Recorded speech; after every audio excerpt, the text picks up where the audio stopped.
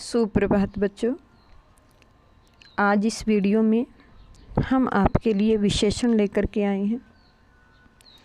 संज्ञा और सर्वनाम की विशेषता बताने वाले रूप को विशेषण कहते हैं।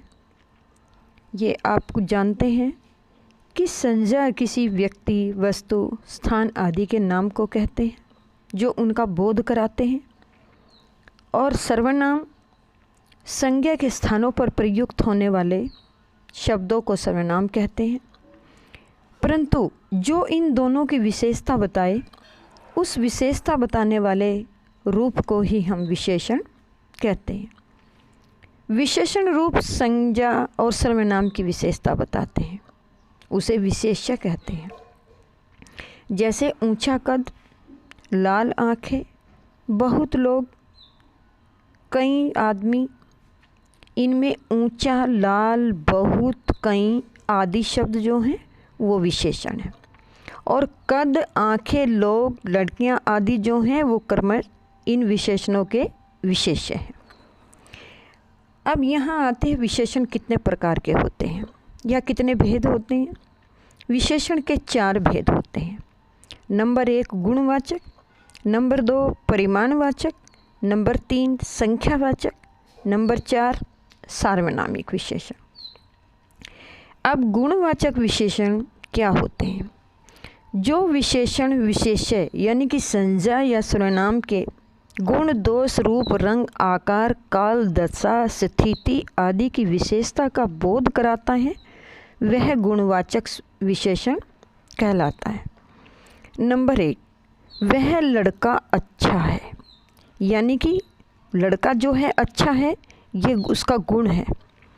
लंबा आदमी इस घर का मालिक है, यानी कि लंबा आदमी, आदमी का जो आकार है यहाँ उसके बारे में बताया गया है। तुमने मेरी नीली कमीज देखी है, ये रंग का बोध कराता है।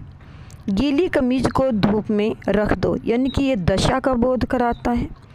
आधुनिक युग कंप्यूटर का युग है, ये काल का बोध का। आधुनिक जो है वो वर्तमान काल है, इसलिए यहाँ पर काल बोधक विषय गुणवाचक विशेषण है। नंबर 2 परिमाणवाचक विशेषण। जो विशेषण विशेष्य की माप तोल यानी कि परिमाण का बोध कराए, उसे परिमाणवाचक विशेषण कहते हैं। जैसे नंबर 1 पहाड़ों पर बहुत वर्षा होती है। यहाँ बहुत जो है ये उसका माप का, तोल का बोध कराता है कि वर्षा कितनी हुई, बहुत हुई है। मजदूर भारी बोझ से दबा जा रहा है। मजदूर के सिर पर जो बोझ है वो बहुत भारी है, यानी कि वो उसका तोल बता रहा है। इस साल कम उपज हुई, यानी कि कम, ये भी उसका परिमाण है। वहाँ थोड़े लोग हैं, यानी कि वो उनका जो लोगों की संख्या है या माप है उनका, वो कम है। इन शब्दों में बहुत, भारी, कम और थोड़े परिमाणवाचक विशेषण दर्शाते हैं। नंबर 3 संख्यावाचक। जो विशेषण विशेष्य की संख्या या गणना का बोध कराए, वह संख्यावाचक विशेषण कहलाता है। जैसे उनको आने में अभी 15 दिन शेष हैं, यानी कि 15 दिन ये संख्या का बोध करा रहा है। नंबर 2 खेल प्रतियोगिता में मोहन तीसरे स्थान पर आया, यानी कि संख्या के हिसाब से वो तीसरा स्थान पाया। उसके पास आधे पैसे रह गए, यानी कि जितने थे 1 था, उसमें से आधे रह गए। आधे भी उसकी संख्या की गणना या गणना बता रहा है। इस स्कूल में कई लड़कियों ने प्रतियोगिता जीती। कई यानी कि कई लड़कियों ने, संख्यात्मक। सब बालकों ने उसका ध्यान रखा। सब यानी कि सभी, जितने भी थे सभी बालकों ने। संख्यावाचक विशेषण 2 प्रकार के होते हैं, निश्चित और अनिश्चित। अभी यहाँ पहले वाक्य में था 15 दिन, यानी कि 15 दिन थे, वो निश्चित थे। तीसरा स्थान था, वो भी निश्चित था। उसके पास आधे पैसे रह गए। इस शब्द में कई आया, इनमें सब, यानी कि यहाँ पर ये अनिश्चित है। यहाँ पर ये नहीं क्लियर करके बताया कि क्या था।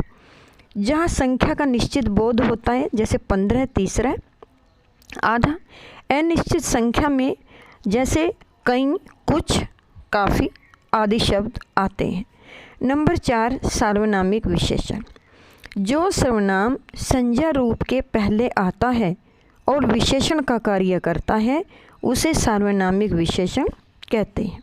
जैसे वह छात्र कक्षा में प्रथम आया, यानी कि वह छात्र जो है वह सार्वनामिक विशेषण है। यह मकान बड़ा है, यानी कि यह। वहाँ कौन आदमी जा रहा है, यानी कि कौन। निश्चयवाचक सर्वनाम और सार्वनामिक विशेषण में अंतर स्पष्ट कर रहे हैं। निश्चयवाचक सर्वनाम और सार्वनामिक विशेषण में सूक्ष्म अंतर होता है। निश्चयवाचक सर्वनाम किसी व्यक्ति, प्राणी, वस्तु, घटना आदि की निश्चितता का बोध कराता है, जबकि सार्वनामिक विशेषण से व्यक्ति, प्राणी, वस्तु आदि की विशेषता का बोध कराता है। अब उदाहरण के लिए, यह मोहन की पुस्तक है, वह शीला का घर है। यह पुस्तक मोहन की है, यहाँ निश्चित है, और वह घर शीला का है। यहाँ दोनों में सार्वनामिक और निश्चयवाचक जो है इनमें अंतर बताया है। अब क्लियर करते हैं। उपयुक्त जो क वाक्य है उसके अंतर्गत वाक्य क 1 और 2 यानी कि फर्स्ट और सेकंड है। यहाँ यह और वह क्रमशः मोहन की पुस्तक और शीला के घर में निश्चितता का बोध होता है, इसलिए निश्चयवाचक सर्वनाम है। जबकि ख के अंतर्गत वाक्य में यह पुस्तक, वह घर, पुस्तक उसकी विशेषता बता रही हैं, इसलिए सार्वनामिक विशेषण होता है। अब कुछ शब्द विशेषणों की भी विशेषता बताते हैं। ऐसे शब्दों को प्रविशेषण कहते हैं। आपने मुझ पर बहुत बड़ी कृपा की। यहाँ पर बहुत बड़ी यानी कि मुझ पे जो कृपा की है वो बहुत की है, यहाँ प्रविशेषण है। मोहन बड़ा ईमानदार व्यक्ति है। मोहन ईमानदार उसकी विशेषता है, लेकिन उससे पहले बड़ा लगा दिया तो यहाँ पर प्रविशेषण हो गया। कारखानों से अत्यंत विषैला पदार्थ निकलता है। विषैला जो है उसकी विशेषता है, अत्यंत जो है उसका प्रविशेषण हो गया। विशेषणों के बारे में कुछ अन्य बातें भी जान लेने योग्य होती हैं। विशेषण विशेष्य के बाद भी प्रयुक्त होते हैं, उन्हें विधेय विशेषण कहते हैं। यह पानी ठंडा है, यानी कि ऐसे भी कह सकते थे यह ठंडा पानी है, लेकिन यह पानी ठंडा है। वह फूल लाल है। अंगुलीमाल डाकू, क्रूर और निर्दयी था। तो इसलिए कहते हैं कि विशेषण विशेष्य के पहले भी आ सकता है और बाद में भी आ सकता है। इन मोटे छपे अक्षरों में जो शब्द होते हैं वही यहाँ पर विशेषणों के बारे में बताते हैं। इस प्रकार आपको ये वीडियो में विशेषण जो समझाए गए हैं उनको आप अच्छी तरह से उदाहरण के साथ अपनी पुस्तकों में लिखेंगे और याद करेंगे।